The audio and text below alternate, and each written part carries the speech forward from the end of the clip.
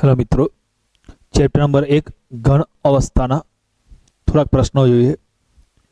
જો ગોલ્ડની પરમાણ્ય ત્રિજ્યા 0.144 નેનોમીટર છે અને ગોલ્ડ એ ફલક કેન્દ્રિત એકમ કોષમાં સ્ફટિકીકરણ પામે છે તો કોષના ધારની લંબાઈ કેટલી હશે? તો ગોલ્ડની ત્રિજ્યા આપી છે 0.144 નેનોમીટર અને આપણે જોઈએ ગોલ્ડ એ એફસીસી રચનામાં સ્ફટિકીકરણ પામે છે। હવે ધ્યાન આપજો, ફક્ત અને ફક્ત પરમાણુ હોય ત્યારે આયોનિક સંયોજન માટે અલગ, પણ જ્યારે પરમાણુ હોય તો ગોલ્ડ એ પરમાણુ છે અને એફસીસી રચના હોય તો સૂત્ર છે એફસીસી એટલે ફલક કેન્દ્રિત ઘન એટલે 4r = √2a। તો યાર જો પરમાણુ હોય ને તો સિમ્પલ ક્યુબ હોય, સાદો ઘન, તો 2r = r અને a વચ્ચે આ સંબંધ છે। બીસીસી હોય અંતઃકેન્દ્રિત ઘન હોય તો 4r = √3a અને એફસીસી રચના હોય તો 4r = √2। એફસીસી કે સીસીપી રચના હોય પણ આ પરમાણુ માટે જ લાગુ પડે છે, આયોનિક સંયોજન માટે નથી લાગુ પડતું, યાદ રાખજો। તો જો તો એફસીસી માટે 4r = √2a, તો a ને સૂત્ર કરતા બનાવો તો a = 4r/√2। 4 r ની ત્રિજ્યા આપી છે 0.144 નેનોમીટર અને √2 કેલ્ક્યુલેશન કરતા જવાબ આવે છે 0.407 નેનોમીટર। ખ્યાલ આવી ગયો? બીજો એક દાખલો જોઈએ। એલ્યુમિનિયમ સમઘનીય સંવૃત સંકુલિત રચનામાં સ્ફટિકીકરણ પામે છે, ક્યુબિક ક્લોઝ પેકિંગ સીસીપી રચનામાં સ્ફટિકીકરણ પામે છે। તેની ધાત્વીય ત્રિજ્યા, આ ત્રિજ્યા આપી છે 125 પિકોમીટર છે, તો એકમ કોષની ધારની લંબાઈ કેટલી થશે એ પૂછ્યું છે। અને એવું પૂછ્યું છે કે એલ્યુમિનિયમનું આટલું કદ હોય, 1 સેન્ટીમીટર ક્યુબ કદ હોય, તેમાં કેટલા એકમ કોષ રહેલા હશે? તો આપણે પહેલા એલ્યુમિનિયમની સીસીપી રચના છે, ત્રિજ્યા આપી છે, તો જો એલ્યુમિનિયમની ત્રિજ્યા આપી છે 125 પિકોમીટર। એલ્યુમિનિયમ સીસીપી કે એફસીસી રચનામાં સ્ફટિકીકરણ પામે છે તો એલ્યુમિનિયમ એ ધાતુ છે એટલે ધાતુ પરમાણુ હોય અને સીસીપી કે એફસીસી રચના માટેનું સૂત્ર છે 4r = √2a। તો ધાત્વીય પરમાણુ માટે જ આ સૂત્ર લાગુ પડે છે, યાદ રાખજો, 4r = √2a, તો a = 4r/√2। તો 4 r ની કિંમત ત્રિજ્યા આપી છે 125 પિકોમીટર, √2 કેલ્ક્યુલેશન કરજો 353.55 પિકોમીટર। તો આપણને પહેલો પોઈન્ટ તો પતી ગયો કે એકમ કોષના ધારની લંબાઈ કેટલી છે, તો એકમ કોષના ધારની લંબાઈ આપણને મળી ગઈ 353.55 પિકોમીટર। હવે બીજો સવાલ છે આવો કે 1 સેન્ટીમીટર ક્યુબ NaCl માં કેટલા એકમ કોષ હશે? તો આટલું કદ હોય એમાં કેટલા એકમ કોષ હોય? તો આપણે પહેલા એકમ કોષનું કદ ગણવું પડશે। તો એકમ કોષનું કદ ગણવાનું સૂત્ર છે a ક્યુબ, એ આપણને મળેલો છે 353.55 પિકોમીટર એનો ક્યુબ। આનું કેલ્ક્યુલેશન કરતા જવાબ આવે છે 4.4 × × 10⁷ પિકોમીટર ક્યુબ। હવે બધાને અહીંયા ટ્રાન્સલેશન એકમના રૂપાંતરમાં પ્રોબ્લેમ થાય છે એટલા માટે બે સ્ટેપ વધારે લખ્યા, ધ્યાન આપો। પિકોમીટર મતલબ 10⁻12 મીટર, તો 1 પિકોમીટર અહીંયા કશું નથી લખેલું, એક સમજો, તો પિકોમીટરના બદલે લખાય 10⁻12 મીટર એનો ક્યુબ। તો 10⁻12 × 3 એટલે 10⁻36 મીટર ક્યુબ। હવે મીટર ને બદલે સેન્ટીમીટર લખું તો 1 મીટર બરાબર 10⁻2 સેન્ટીમીટર એનો ક્યુબ। તો આ બેઠું 4.4 10⁻7 10⁻36 10⁻2 × 3 એટલે 10⁻6 અને સેન્ટીમીટર ક્યુબ। આનું કેલ્ક્યુલેશન કરો તો 4.4 × 10⁻23 સેન્ટીમીટર ક્યુબ। તો આ એકમ કોષનું કદ મળી ગયું।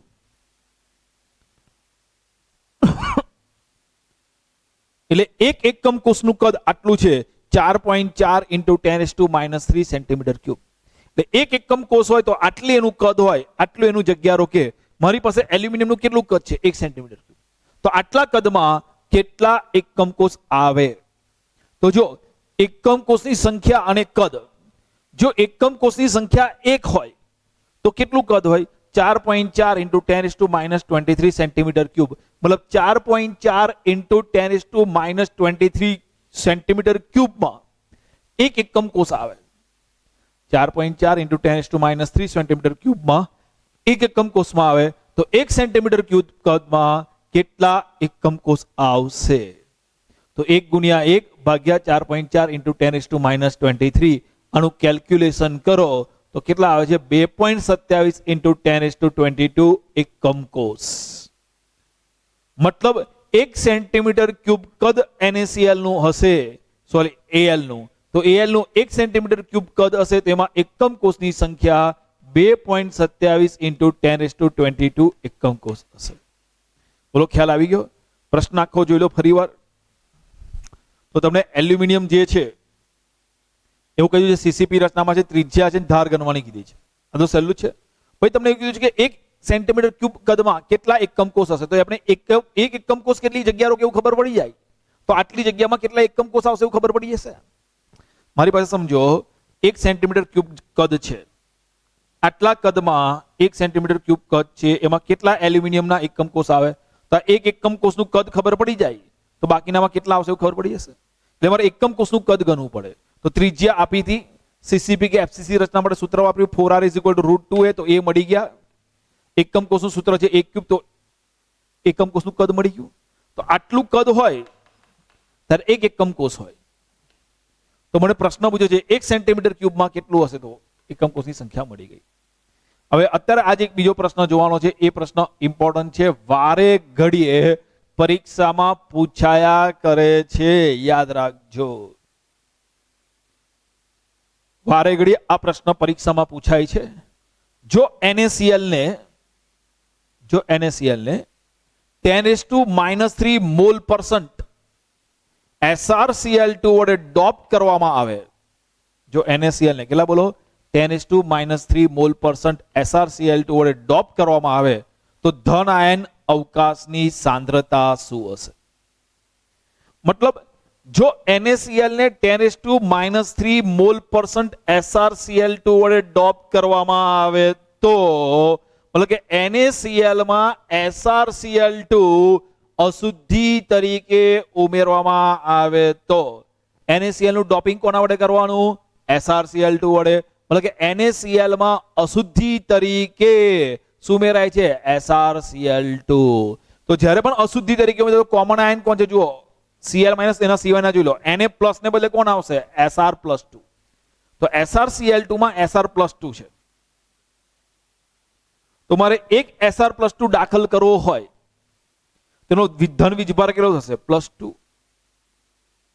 તો આ +2 વીજભારને સંધારિત કરવા માટે બોલો મારે કેટલા Na+ દૂર કરવા પડે? 2. તો 2 એક Sr+2 ને દાખલ કરવા હોય તો મારે 2 Na+ દૂર કરવા પડે. તો આ એક Na+ અને આ બીજો Na+.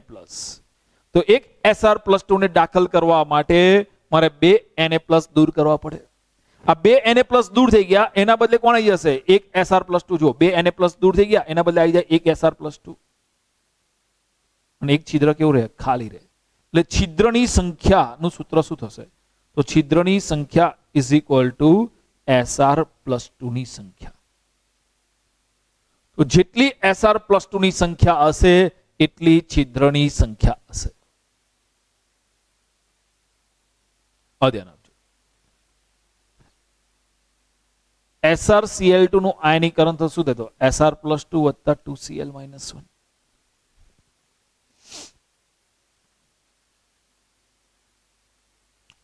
એટલે કે 1 મોલ SrCl2 હોય તો 1 મોલ Sr+2 હોય. હવે આપણે કેટલા SrCl2 ઉમેરીએ? 10⁻³ મોલ% SrCl2 ઉમેરીએ છીએ તો Sr+2 ની સંખ્યા પણ કેટલી થશે? 10⁻³ મોલ% SrCl2. તો મારે ધ્યાન આપજો, આ NaCl ના સ્ફટિકમાં ધન આયનીય અવકાશની સંખ્યા, છિદ્રની સંખ્યા કેટલી હોય? તો કે Sr+2 આયનની સંખ્યા જેટલી. આ સૂત્ર કેવી રીતે બનાવ્યું? ખ્યાલ આવી ગયો? તો ધન આયનીય અવકાશની સંખ્યા કેટલી હશે? તો કે Sr+2 આયનની સંખ્યા જેટલી. હવે આપણે 10⁻³ મોલ% SrCl2 ઉમેરવામાં આવે છે તો કેટલા Sr+2 ઉમેર્યા હશે?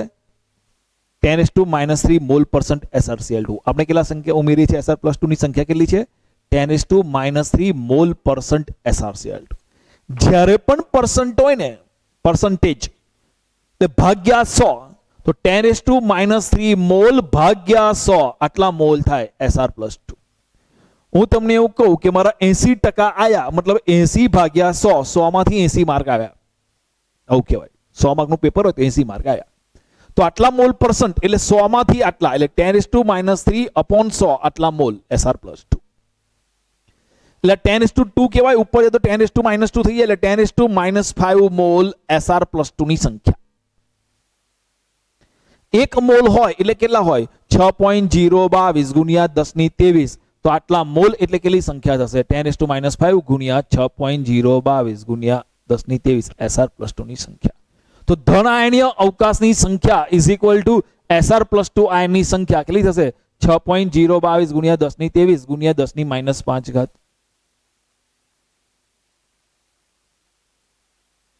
કે હવે 10⁻23 અને 23 માંથી 5 જાય તો કેટલા આવશે 3 જાય તો 20 બીજા 2 18 તો જવાબ આવશે 6.022 ગુણ્યા 10⁻18 Sr+2 ની સંખ્યા ઇઝ ઇક્વલ ટુ અવકાશની સંખ્યા એટલે ધન આયનીય અવકાશની એટલે NaCl ના સ્ફટિકમાં ધન આયનીય અવકાશની સંખ્યા કેટલી થશે 6.022 ગુણ્યા 10⁻18 આટલી ધન આયનીય અવકાશની સંખ્યા થશે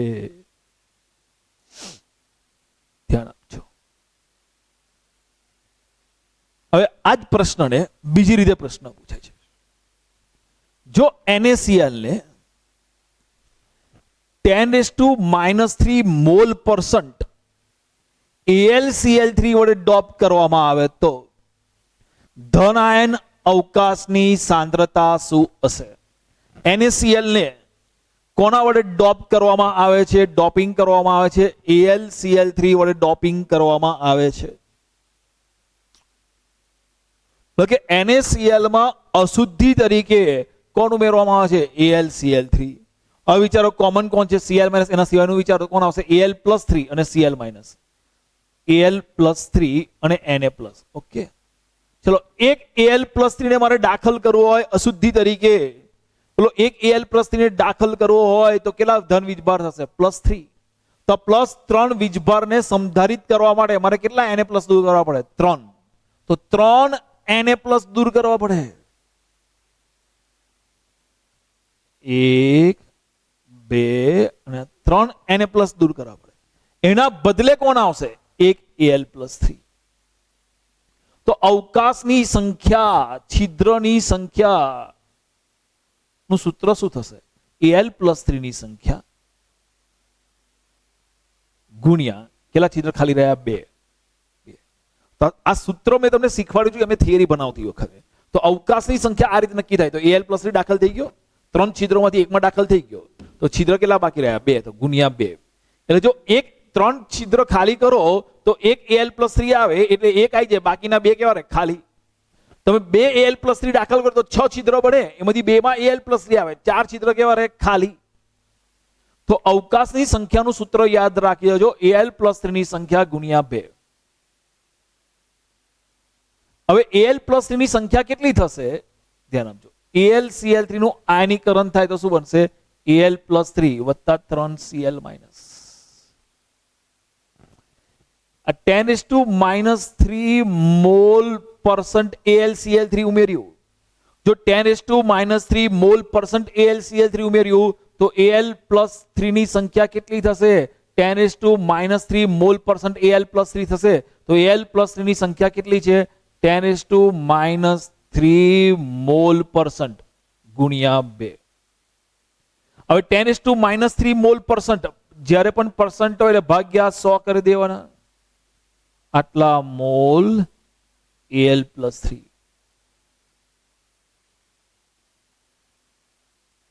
ગુણ્યા 2 તો 10⁻5 મોલ Al+3 ગુણ્યા 2 ભાઈ 10⁻5 મોલ એટલે 10⁻5 ગુણ્યા 6.022 ગુણ્યા 10⁻23 Al+3 ની સંખ્યા ગુણ્યા 2 એટલે કેટલા થશે? છિદ્રની સંખ્યા, અવકાશની સંખ્યા કેટલી થશે? 6.022 ગુણ્યા 2 એટલે 12.044 ગુણ્યા 10⁻⁵ અને 10⁻23. તો 23 માંથી 5 જશે, કેટલા આવશે? 10⁻18. તો અવકાશની સંખ્યા કેટલી થશે? 12.044 ગુણ્યા 10⁻18. એટલે એવું કહેવાય, જો NaCl માં 10⁻³ મોલ પરસન્ટ AlCl3, NaCl ને 10⁻³ મોલ પરસન્ટ AlCl3 વડે ડોપ કરવામાં આવે તો અવકાશની સંખ્યા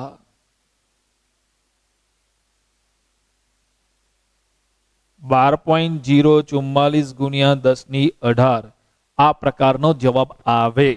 તો યાદ રાખજો. બીજો જોઈએ, જ્યારે ઘન પદાર્થને ગરમ કરવામાં આવે ત્યારે, હવે સમજો, જ્યારે ઘન પદાર્થને ગરમ કરવામાં આવે ત્યારે કેવા પ્રકારની ક્ષતિ ઉદ્ભવે છે?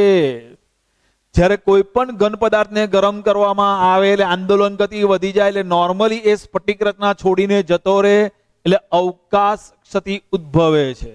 નોર્મલી કોઈ પણ પદાર્થને ગરમ કરવામાં આવે તો અવકાશ ક્ષતિ ઉદ્ભવે, એટલે સ્ફટિક છોડીને જતો રહે અને પોતાના સ્થાન ઉપર અવકાશ ઉત્પન્ન કરે, અને પોતાના સ્થાન છોડીને જતો રહે એટલે ઘનતામાં ઘટાડો થાય છે.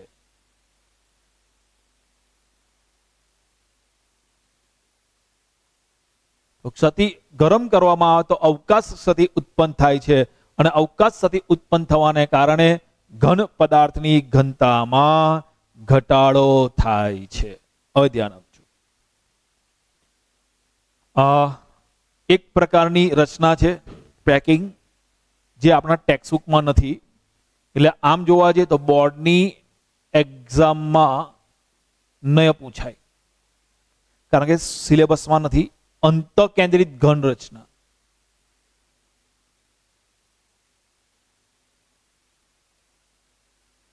બીસીસી રચના, બીસીસી પેકિંગ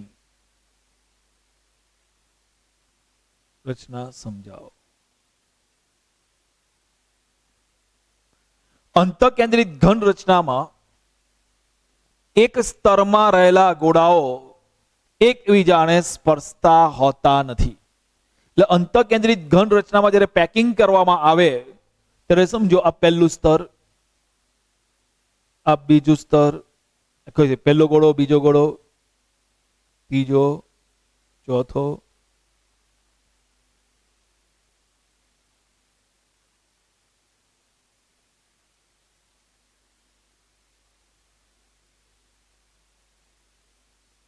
ધ્યાન આપજો. તો અંતઃકેન્દ્રિત ઘન રચનામાં એક ગોળો, અંતઃકેન્દ્રિત ઘન રચનામાં એક ગોળો પોતાના સ્તરના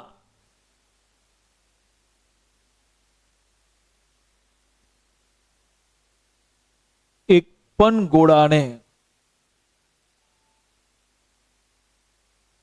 સ્પર્શતા હોતા નથી. તો અત્યારે હું તમને આજે ભણાવું છું અંતઃકેન્દ્રિત ઘન રચના, એ તમારી ટેક્સ્ટબુકમાં નથી, એટલે બોર્ડની એક્ઝામમાં ન પૂછાય.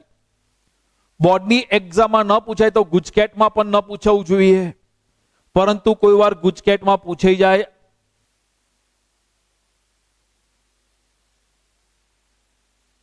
એટલે તમારે આ પ્રશ્ન એમસીક્યુ માટે જ તૈયાર કરવાનો છે, કારણ કે ગુજકેટમાં પણ એમસીક્યુ છે, જેડબલઈમાં પણ એમસીક્યુ છે, નીટમાં પણ એમસીક્યુ છે. તો બીસીસી રચના, અંતઃકેન્દ્રિત ઘન રચનામાં યાદ રાખજો, એક સ્તરના ગોળાઓ છૂટા છવાયા હોય છે, કોઈ એકબીજાને ટચ કરતા નથી, એને સ્પર્શ કરતા નથી. હવે જ્યારે આના ઉપર બીજું સ્તર ગોઠવવામાં આવે, જ્યારે આના ઉપર બીજું સ્તર ગોઠવવામાં આવે તો બીજા સ્તરના ગોળા એ આ ચાર ગોળાઓ વચ્ચે જે છિદ્ર રચાય છે એમાં એની ઉપર ગોઠવાય.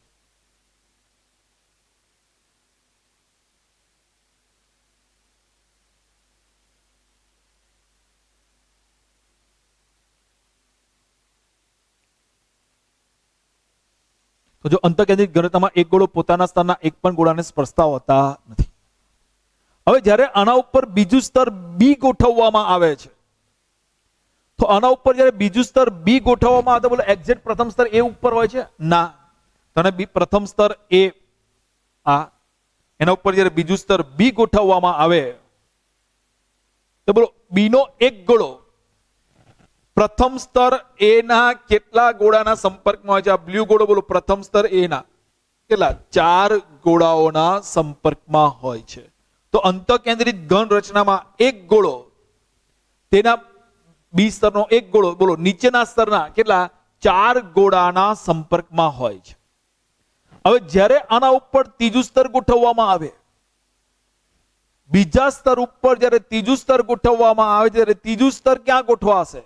તો બ્લુ પેન બીજું સ્તરના 4 ગોળાઓ વચ્ચેનું છિદ્ર છે એના ઉપર ગોઠવાઈ જાય. તો જુઓ તો આ બીજા સ્તરના 4 ગોળા વચ્ચે છિદ્ર છે એના ઉપર ગોઠવે તો પ્રથમ સ્તર એ જેવું થાય. તો થપ્પીની ભાત કઈ હોય છે? એબી એબી એબી. તો યાદ રાખજો બીસીસી રચનામાં થપ્પીની ભાત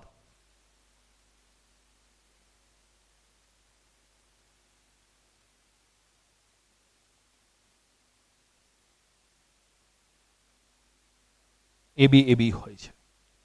તો અંતઃકેન્દ્રિત ઘન રચનામાં બીસીસી રચનામાં થપ્પીની ભાત કઈ આવશે? એબી એબી એબી આવશે. બોલો બીસીસી રચનામાં થપ્પીની ભાત કઈ આવશે? એબી એબી એબી પ્રકારની થપ્પીની ભાત હશે. બીસીસી રચનામાં એક ગોળો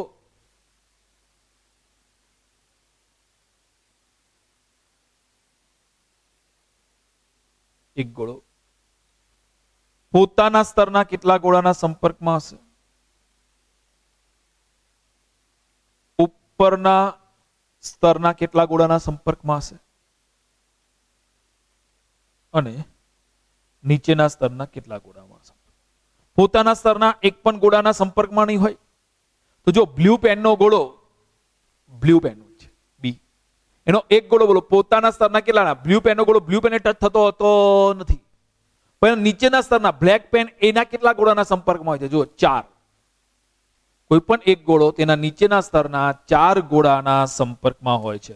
તો પોતાના સ્તરના એક પણ નહીં, નીચેના સ્તરના 4 ગોળાઓના સંપર્કમાં છે. હવે જ્યારે આના ઉપર ઉપલું સ્તર ગોઠવવામાં આવે ને તો એક્ઝેક્ટ એ ઉપર જ ગોઠવાશે. એક્ઝેક્ટ એ ઉપર જ ગોઠવાય છે. તો એ નીચેના ઉપરના સ્તરના પણ કેટલા ગોળાના સંપર્કમાં આવશે? 4. તો આમ કુલ 8 ગોળાઓના સંપર્કમાં હોય છે. તેનો સવર્ગ આંક 8 હોય છે. તો જ્યારે અંતઃકેન્દ્રિત રચના જોવા મળે, બીસીસી રચના જોવા મળે, તેનો સવર્ગ આંક 8 હોય છે. અને એનું ઉદાહરણ છે CSCl. તો CSCl માં અંતઃકેન્દ્રિત ઘન રચના જોવા મળે છે, બીસીસી રચના જોવા મળે છે અને એમાં સવર્ગ આંક કેટલો હોય છે? 8 હોય છે. અંતઃકેન્દ્રિત ઘન રચના જો પોતાના સ્તરના એક પણ ગોળાના સંપર્કમાં ના હોય, ઉપરના સ્તરના 4 ગોળાઓના સંપર્કમાં હોય, નીચેના સ્તરના 4 ગોળાઓના સંપર્કમાં હોય, આમ કુલ 8 ગોળાઓના સંપર્કમાં હોય છે. આથી એનો સવર્ગ આંક 8 હોય છે. ઉદાહરણ છે CSCl. ઓકે, આજે આટલું કમ્પ્લીટ કરી દેજો. આપને નેક્સ્ટ લેક્ચરમાં કેટલા એવા ટોપિક છે જે બોર્ડની એક્ઝામમાં નથી, મતલબ ચોપડીમાં નથી, પણ ગુજકેટ JEE નીટ માટે પૂછી શકે એવા ટોપિક આપણે નેક્સ્ટ વિડીયોમાં જોઈશું.